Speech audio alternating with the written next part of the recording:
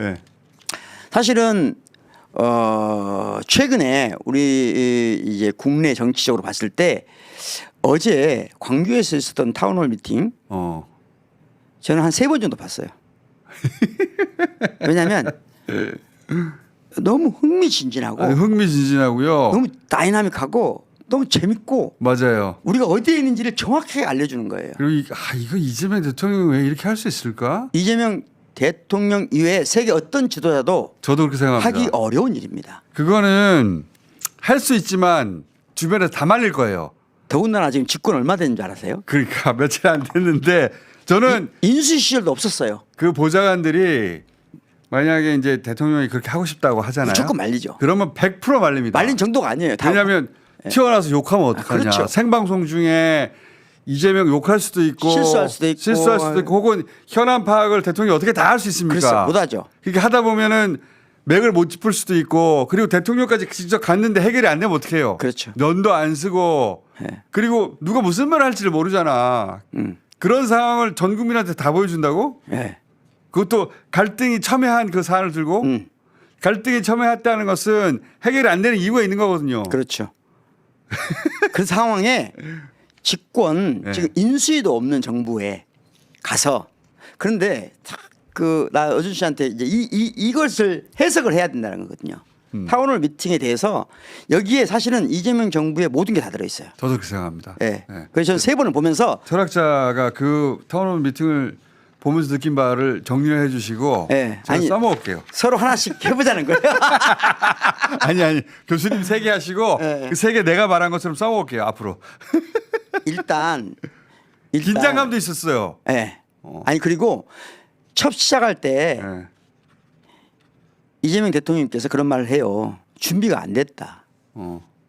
실수가 있을 수도 있다. 문제가 생길 수도 있다. 하지만 우리 모두 다 진실을 감정 모든 걸 토로하자. 심지어 저는 좀 인상적인 장면이 그 무한 군수님께서 발언하시려 하니까 무한 군수가 제일 억울해 지금 보니까. 그렇지. 그러니까 하시면서 하시는 말씀이 서서는 하지 말고 누워서 해도 된다. 이런 표현을 쓰세요. 아재 개그. 예. 그 마지막에 이제 마지막에 이재명 대통령이 그런 얘기를 했죠. 네, 그래 하셨잖아요. 네, 그런데 아재 개그로. 저는 이제 그걸 보면서 우리나라가 동원 체계에서 동행 체계로 전환.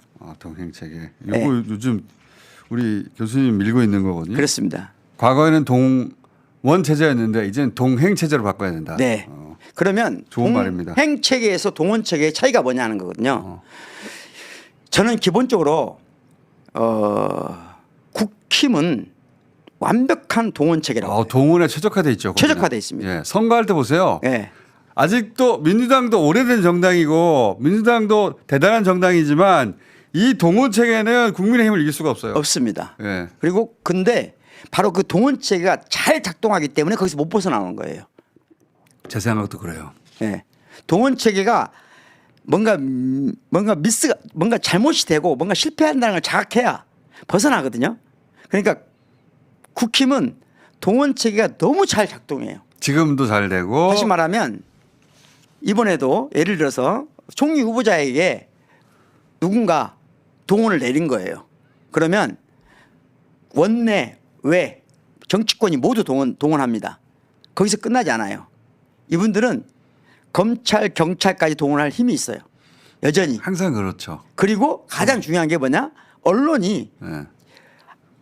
동원을 하고 있는지 동원되고 있는지 모를 정도로 같이 보조를 맞춰주죠. 보조를 맞춥니다. 그게 제가 컨베이 벨트라고 표현했는데 네. 거기서는 그렇게 한번 타겟을 정하면 정보기관에 조란 파일이든 캐비넷이든 그게 열려가지고 거기서부터 시작해서 빌드업을 해요. 그 목차도 그러니까 어디를 타겟을 할지 언론 기관도 거기에 한 파트로 들어오고 그다음에 댓글 부대도 들어오고 그다음에 오프라인에 시민단체도 들어오고 모두가 다 한 조가 돼서 움직여요. 그걸 처음 이 동원 체계를 가동시킨 분이 박정희 대통령이에요. 박정희 대통령이 대통령이 될 때 사실 박정희 대통령이 원래 공산당원이거든요. 그렇죠. 남로당원이었잖아. 남로당원이었어요. 그래서 사형당할 뻔했죠 그걸로. 그래서 제주 4.3 사건 일어나잖아요. 그 전에 제주도에 군대를 동원한 것이 이승만이에요. 그래서 여수 순천에 있는 군대를 제주도로 불러들여서 죽이려고 한 거예요. 근데 여수 순천에 있는 군인들이 사실은 그때 군인들이 지금처럼 저항을 한 거예요. 그때 저항을 한 것을 먼저 군인을 보내서 제압을 합니다. 이승만. 그리고 그때 박정희를 거기에 관련돼 있다고 해서 사형 선고를 받아요. 그렇죠. 빨갱이로. 맞죠. 공산당원으로. 예. 남로당원이 맞았으니까 예. 실제로. 그 형이 실제로 북한에 가서 예. 거기 공짜를 했다고 알고 있잖아요. 예. 그 박정희의 형은 공산당원으로서 대구에서 명망이 높은 분이에요. 그러니까 그 부분을 보수는 싹 감추고 있죠. 그렇죠. 가르쳐 주지도 않고. 예. 예. 그러니까 지금 20대들에게 물어보세요. 박정희가 남로당원이었다는 걸 알고 있느냐. 그걸로 사형까지 선고받았다는 걸 알고 있느냐. 근데 그가 사형받았는데 왜 살아났느냐. 예. 간단하거든요. 동료를 밀고 했어요. 맞아요. 밀고의 대가로 살아남은 겁니다. 그렇지. 그리고 군인이 돼요. 살아남는 방법이 그거였거든요. 아, 내가 남로당원이었다는 걸 제거할 수 있는 유일한 것이 군인이 되는 거예요. 그리고 군인 전문가였고 일본 육사를 나왔으니까. 일본 육사에서 만주에서 훈련받았어요. 훈련받은 사람이니까 당연히. 그래서 군인이 돼서 군인으로 성공하죠. 성공하는 과정에서 나중에 쿠데타를 일으키고 정치 권력을 장악해요. 그래서 이제 민간인 대통령이 되고 싶은 거였어요. 그래서 첫 번째 대통령 선거 때 나왔는데 민주당 후보였던 윤보선 후보가 당시에 박정희를 빨갱이라고 공격하기 시작합니다. 지금 생각하면 반대죠. 정반대지. 예. 그러니까 이게 심리학적으로 말하면 이걸 투사인데요. 자기가 그걸로 당했던 고통. 그런데 그 빨갱이로 공격받은 것에 대해서 아니 여수 순천에서 빨갱이로 공격받아 사형까지 받은 사람을 윤보선이 공격하니까 호남 사람들, 전라도 사람들이 모두 박정희를 지지합니다. 그러니까 그것도 사람들이 잘 모르는데 그 박정희가 호남에서 지지율이 굉장히 높았어요. 호남에서 지지받은 것만큼으로 이겨집니다. 맞아요. 딱 그 굉장히 차이로. 높았고 김대중 대통령이 아슬아슬하게 지긴 하는데 김대중 대통령은 도심에서 인기가 높았고. 그건 나중에 이거 처음에 윤보선. 윤보선부터. 정신 차려요. 윤보선하고 붙었을 때 모든 지역을 합치면 5대 5예요. 딱 전라도에서 승리한 만큼으로 이깁니다. 맞아요. 예. 그리고 그걸 나중에 지역 감정을 의도적으로 일으켜서 그래서 그걸 자기가 그때 굉장히 이 극복할 수 없는 트라우마라고 박힌 거예요. 그걸 심리적으로 투사를 해. 누구한테? 자기가 아니라 김대중이 빨갱이라고. 나를 지지한 전라도가 빨갱이라고. 맞지. 그렇게 바꿨지. 그렇게 하면서 동원령을 내려요. 그러면서 대구에 있는 좌파 세력을 완전히 섬멸합니다. 그리고 지도세도 모르게. 지역 감정을 만들어내죠. 그렇죠. 만들어내고 기획해서. 다시 말하면 빨갱이를 자기한테 온 것을 상대에게 뒤집어 씌워요. 심지어 자기를 지지했던 세력한테 뒤집어 씌워요. 왜냐하면 인구가 적었기 때문에. 그렇죠. 이 인구 통계학적으로 볼 때 TK가 PK를 먹으면은 광주 전남 다 합쳐봐야 선거에서는 항상 이기는 구도거든요 그때. 그렇죠. 아주 부도덕한 행위죠. 부도덕하죠. 그런데 자기를 대통령 만들어준 집단을 자기를 공격했던 걸 뒤집어 씌우는 방식이거든요. 자 이때부터 동원책이라는 게 가장 중요한 게 뭐냐면요. 뭔가를 하기 위해서 동원하기도 하지만 상대를 죽이기 위해서 동원한단 말이거든요. 정적을 좌표를 찍고 제거하는데 동원체계가 이때부터 박정희 체계에서 시작된 거예요. 그리고 박정희 체계에서 놀랍게 잘 작동합니다. 그리고 김대중 대통령이 그래서 표적이 되고 오랫동안 빨갱이로 모든 걸 다 쟁취해 왔어요. 그러면서 뭐 후뇨 10조도 막 난리 끌고 났죠. 오고 막 그때 소위 스핀 닥터. 그렇죠. 그 지역 감정이라는 걸 조작해내죠. 이 지역 감정이라는 건 예전부터 그랬다면서 말도 안 되는 소리를 만들어내지. 예. 근데 신기한 게 그런 거예요. 이렇게 한번 타자를 즉 다른 사람을 악마화하잖아요. 그러면 특이한 게 있어요. 악마화 시킨 사람이 처음에는 자기한테 왔던 걸 뒤집어 씌우는 거거든요. 어. 나중에 자기도 믿게 돼요. 그렇지. 내면화됩니다. 신기하게. 예, 가스라이팅 돼요. 예. 그리고 더 무서운 게 뭐냐면요.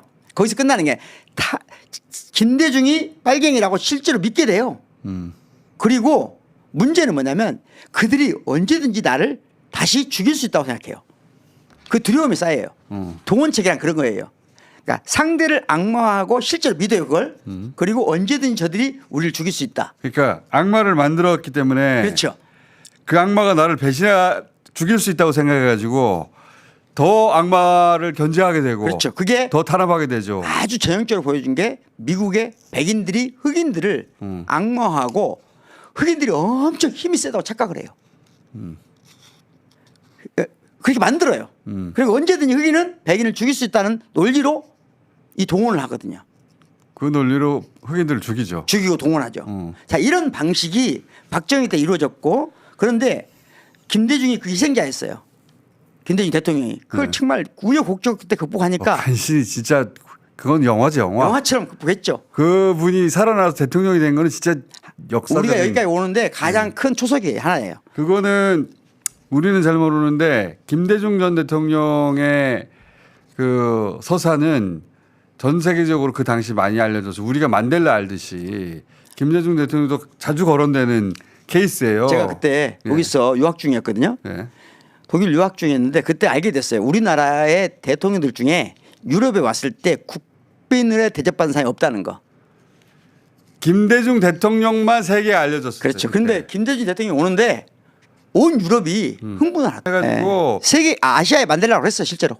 그래서 노벨 평화상을 받은 게 무슨 만들어낸 거라는 말도 안 되는 소리를 했는데 제가 배낭여행 가서 여러 가지를 처음에 놀랐지만 그 중에 하나 한국은 모르는데 김대중은 안다는 그렇죠. 거였어요. 그러니까 글로벌 뉴스에 접한 사람들은 네. 김대중이라는 사람이 세계 역사에서 어떤 위치에 있는지 즉 아시아 지도자 중에서 글로벌 차원에서 가장 높게 평가받는 분이에요.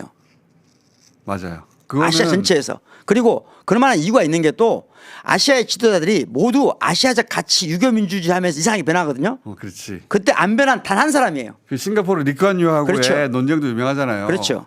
안 변한. 그 싱가포르 리칸유하고 김대중 대통령하고 국제 지면을 통한 논쟁. 그렇죠. 이거 우리나라에서 아주 엄청난 뉴스가 돼야 되는데 그 정도가 아니에요. 김대중 대통령은 김대중 대통령의 철학만 가지고도 제가 1년 내내 강의할 수 있습니다. 그 정도로 어마어마한 분이에요. 리칸유가 무슨 말을 하는지 네. 다른 사람은 관심 없는데 김대중 대통령 관심이 있었어요. 한국의 지식인들도 다 넘어갑니다. 이관유한테. 그래서 그 반박을 하죠. 그 그렇죠. 반박을 하는 걸 미국 언론들이 주목하죠. 그렇죠. 이거 아는 사람이 많지 않아. 난 어떻게- 알잖아. 그러니까. 그래서 내가 그때 자랑스러웠어. 그렇지. 그래.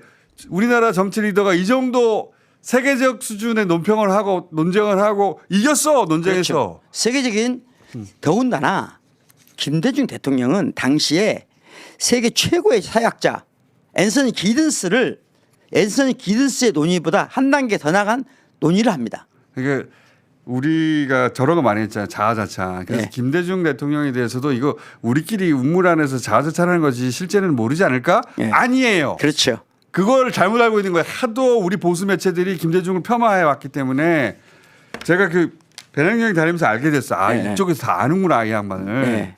글로벌 근데 이 얘기하려고 하는 게 아니고 어디까지 가려는 자, 거야? 그런데 그렇게 동원 체계가 네. 잘 작동했는데 네. 빨갱이로 오로지 빨갱이 하나로 다 작동. 5.18도 빨갱이로 만든 거잖아요. 그치. 그런데 노무현한테 똑같은 서사로 똑같이 빨갱이로 만들려고 동원을 했어요. 근데 노무현 대통령이 단 한마디. 그러면 제가 아내를 버리란 말입니까? 그렇지. 이 한마디로 빨치산으로 만들려고 그랬는데. 예. 이 한마디로 빨갱이 동원 체계가 힘을 잃었어요. 구멍이 생겼죠. 예, 구멍이 생겼고 그때부터 새로운 형태의 악마화가 시작된 거예요. 그 새로운 형태의 악마는 부도덕한 사람으로 불법적인 사람을 만드는 거예요. 그때 그 호화 요트 그렇죠. 조선일보가 노무현 노동운동하고 진보정책 하더니 호화 요트 타고 다닌다고 네. 대대적으로 보도했는데 돛담배야. 나중에 알고 보니까 한 사람 딱 타는 돛담배야. 어젠가 그젠가 어준 씨가 말했지만 이 동원 체계의 가장 중요한 특징이 뭐냐? 나중에는 이제 이 부도덕한 불법적인 사람으로 동원했던 노무현에 대한 악마와 동원 체계가 예. 문재인한테 안 통해요. 어. 그래서 문재인 대통령한테 씌워진 새로운 형태가 뭐냐면 페미화예요. 페미. 이걸 모르신 분들은 일반인들은 잘 모르는데 맞아요. 이게 굉장히 작동을 한 겁니다. 그렇지. 문재인 대통령은 여성만 챙긴다. 그러니까 문재인 대통령은 돈 문제로 뭐 팬이다. 할 게 없어요. 잘 안 돼 또. 빨갱이도 안 되고. 그래서 여성가족부를 공격했죠. 그때. 그렇습니다. 그게 이제 시작된 게 여성- 핵심이 예. 그게 남녀 갈라치기가 어떻게 시작? 남녀 갈라치기가 그때 시작된 겁니다. 네. 정치적으로 시작된 건 그때예요. 그러니까 이거 정치적 동원의 문제라는 거예요. 맞아요. 지금 이 시대 갈라선 것도 동원 체계의 결과물이에요. 동원 체계 결과물. 맞아요. 예? 그것도 언론이 전폭적으로 지금도. 개입된. 예, 지금도 그렇죠. 그리고 이제 이재명이 오면 빨갱이, 부도덕한 사람, 불법적인 사람, 페미와 모든 게 한 번에 이재명한테 그렇지. 덮어 씌워집니다. 게다가 자범이기도 한. 자범이가. 그걸 뚫고 어떻게 살아났나 몰라. 그러니까 그런데 이 동원 체계가 네. 잘 작동하는데 마지막 결정적인 순간에 미스가 날 때마다 우리 진영이 집권을 했어요. 맞아요. 집권을 했는데 예. 자, 이 동원 체계가 그러면 대응하는 민주당은 어땠는가 하는 거거든요. 자, 근데 25분이 지났기 때문에 네. 그러면 요 얘기의 후편은 내일 하기로 해요. 아, 그럴까요? 여기서부터가 중요한데 민주당은 그럼 어떻게 했는가? 민주당은 어쨌는가? 그리고 그쪽은 이재명은 지금 뭔가? 그쪽은 타운홀 미팅은 뭐 했나? 그쪽은 동원 체계였다. 네. 그렇다면 지금 동행 체제로 가자고 하시면서 이 얘기를 꺼냈는데 네. 그럼 민주당은 과거에는 어땠고 지금은 어떤가? 예. 그게 하려는 그리고 거잖아요. 타운홀 미팅은 뭔가? 그건 내일 했어요. 내일? 내일. 또 서울 자야 돼요? 후편은